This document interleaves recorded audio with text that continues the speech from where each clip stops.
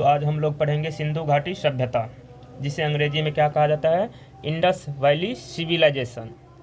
इसका समय अवधि है 2500 ईसा पूर्व से 1750 ईसा पूर्व तक। देखिए कुछ पॉइंट। सिंधु घाटी सभ्यता, यह सभ्यता सिंधु नदी के तट पर स्थित है, इसलिए इसे क्या कहा जाता है, सिंधु घाटी सभ्यता। किस नदी के तट पर स्थित है, तो सिंधु नदी। देखिए यहाँ से एक नदी बहती है जो कौन है, सिंधु नदी, और इसी के किनारे लगभग सभी प्रमुख स्थल मिले हैं, इसीलिए इसको क्या कहा जाता है, सिंधु घाटी सभ्यता। इस सभ्यता की जानकारी के लिए पहली खुदाई हड़प्पा से हुई थी, अतः इसे क्या कहा जाता है, हड़प्पा सभ्यता। यानी कि जिस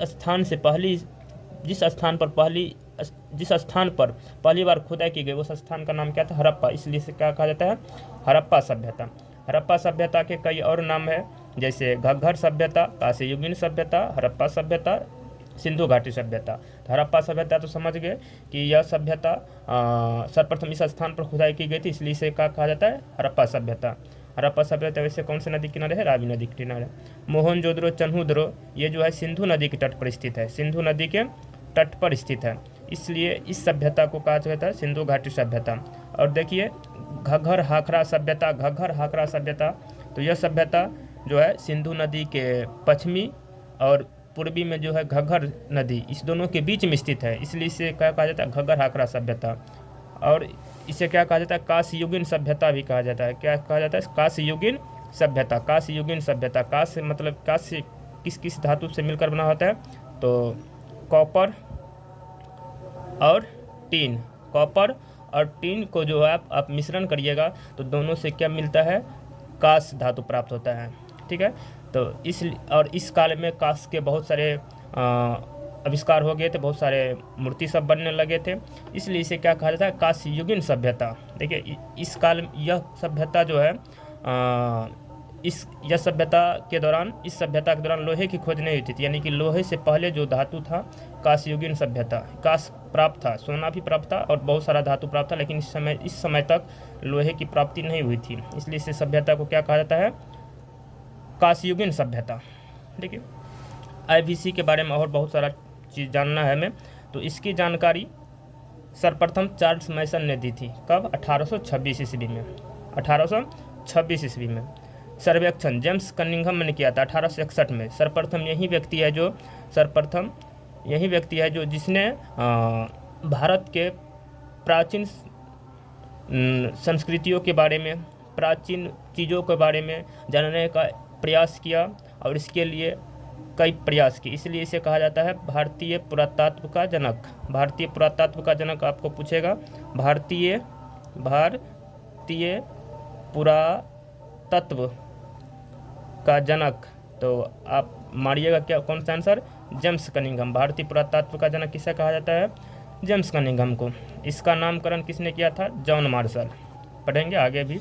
तो सिंधु घाटी सभ्यता का नामकरण किसने किया था, जॉन मार्शल। और यही सर्वप्रथम बताया था पूरा दुनिया को कि भारत में जो है एक सभ्यता है जिसे कहा जाता है सिंधु घाटी सभ्यता। ठीक है ना, तो सिंधु घाटी सभ्यता मोटे तौर पर यहाँ हम जितना भी पढ़े हैं, हड़प्पा सभ्यता, मोहनजोदड़ो, सिंधु घाटी सभ्यता, घग्गर हाकरा सभ्यता, कांस्ययुगीन सभ्यता, इस सभी सभ्यता को सम्मिलित रूप से सैंधव सभ्यता कहा जाता है। सैंधव सभ्यता कहा जाता है। ठीक है ना। अब सैंधव सभ्यता क्यों कहा जाता है, तो सभी सभ्यताओं को सम्मिलित रूप से क्या कहा जाता है, सैंधव सभ्यता। इसके बाद देखिए इस सभ्यता की पहली बार खुदाई किसने की थी, दयाराम साहनी, 1921 ईस्वी में सभ्यता की खुदाई की थी दयाराम साहनी। अब इसके बारे में इससे पहले हमने पढ़ाया था, जानकारी किसने दिया था, चार्ल्स मैसन। सर्वेक्षण के जिसमें जेम्स कनिंघम नामकरण किसने किया था, जॉन मार्शल। ठीक है ना। तो आप इस तीनों का नाम ऐसे भी रख सकते हैं, मैक जॉन ट्रिक से, मैक जॉन ट्रिक क्या है, मैक जॉन। मैक मतलब मैसन के मतलब कनिंघम, और जॉन मतलब जॉन मार्शल, यानी कि सर्वप्रथम जानकारी देगा, इसके बाद उसका सर्वेक्षण करेगा, उसके बाद नामकरण किया। तो जॉन मार्शल ने इसका नाम किया और पूरा दुनिया को बताया कि भारतीय धरती पर एक ऐसी सभ्यता है जो सबसे प्राचीन सभ्यता है, विश्व की पहली सभ्यता है। ठीक है ना, यह एक नगरीय सभ्यता है। इसका आकार जो है त्रिभुजाकार। देखिए यानी कि यहाँ से लगभग इसका आकार भारत में, देखिए ये पाकिस्तान हो गया, ये भारत, यहाँ से इस प्रकार था, इसलिए इसका आकार कैसा था, त्रिभुजाकार। ठीक है ना। अब इससे एक नोट में और याद करिएगा आप लोग। तो लॉर्ड कर्जन ने 1904 ईस्वी में पुरातत्व विभाग की स्थापना की थी। पूछिएगा आपको पुरातत्व विभाग की स्थापना किसने की थी, तो लॉर्ड कर्जन। देखिए IVC का जो है, IVC यानी इंडस वैली सिविलाइजेशन, सिंधु घाटी सभ्यता। तो सिंधु घाटी सभ्यता का आप पूर्वी विस्तार देखिए, पश्चिमी विस्तार, उत्तरी विस्तार और दक्षिणी विस्तार। तो सिंधु घाटी सभ्यता का पूरब में जो है कौन सा स्थल स्थित है, तो आलमगीरपुर। पूरब में कौन सा स्थित है, आलमगीरपुर। ऐसे यहाँ पर लगभग उत्तर प्रदेश में क्या है, आलमगीरपुर। तो सिंधु घाटी सभ्यता पूरब में क्या स्थित है, आलमगीरपुर, जो कौन सी नदी किनारे है, हिंडन नदी किनारे है। पश्चिम में क्या है स्थित, तो पश्चिम में है सूतकांगे डोर, यह सबसे पश्चिमी किनारा है। और यह कौन सी नदी किनारे है, दासक नदी। लगभग यहाँ पर कौन सा स्थल है, सूतकांगे डोर। सिंधु घाटी सभ्यता का सबसे पश्चिमी स्थल कौन सा है, सूतकांगे डोर। और सिंधु घाटी सभ्यता का सबसे उत्तर में आपका हो गया मांदा, जो कौन सी नदी किनारे है, चिनाब नदी। यहाँ पर लगभग कौन सा है, मांदा, यहाँ पर है मांदा। ठीक है। और दक्षिणी पर कौन सा है, दायमाबाद, यहाँ पर हुआ दायमाबाद।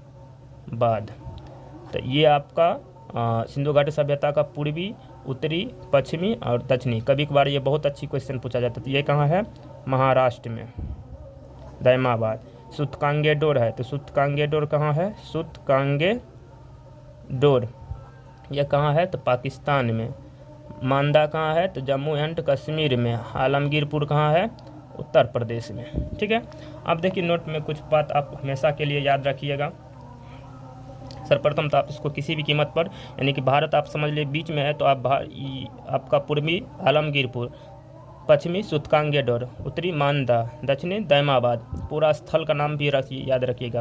पूर्व में है आलमगीरपुर, पश्चिम में है सूतकांगे डोर, उत्तर में है मांदा, दक्षिण में है दायमाबाद। ठीक है। नोट, भारत का पुरातात्विक संग्रहालय कहाँ है, इंदिरा गांधी संग्रहालय कहाँ है, नई दिल्ली में। बहुत अच्छा क्वेश्चन है, कई बार पूछा है एग्जाम में, याद करिएगा। प्राक इतिहास का पिता, प्राक इतिहास को हम तो पढ़े थे, जिस काल में मानव ने खुदाई की और सिर्फ पत्थर ही पत्थर मिले, इसे क्या कहा जाता है, प्राक इतिहास। इसका पिता किसे कहा जाता है, रॉबर्ट ब्रूस फुट को।